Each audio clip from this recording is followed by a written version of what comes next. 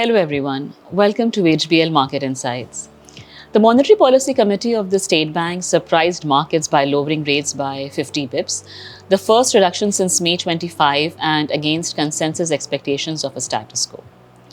In our view, the key reason behind the reduction is the central bank's greater confidence that inflation would average within the 5 to 7% range this year and revert back to the range in fiscal year 27 after a bump in the fourth quarter of fiscal year 26.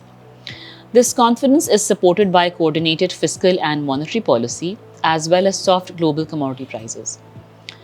Furthermore, a better than expected reserves position by December 25, despite weaker than expected inflows and sizable debt repayments, supported the MPC's decision to lower rates.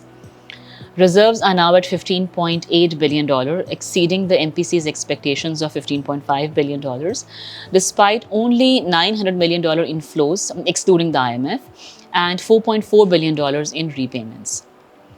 The MPC acknowledged the challenging global environment, noting once again the headwinds to exports, but also highlighting generally supportive commodity prices.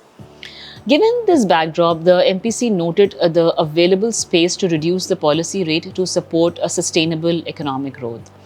The State Bank also re-emphasized the need for continuing the coordinated, prudent monetary and fiscal policies, as well as undertaking structural reforms to put the economy on a durable and higher growth trajectory. In terms of projections, the State Bank maintained its growth forecast in the upper half of the earlier projected range of 3.25 to 4.25%, and the current account deficit to remain below 1% of GDP.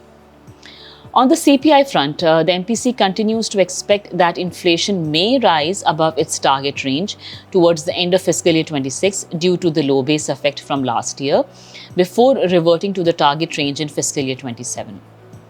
This outlook is subject to risk from volatile global commodity prices, magnitude and timing of energy price adjustments, fiscal slippages, and uncertainty around prices of wheat and perishable food items.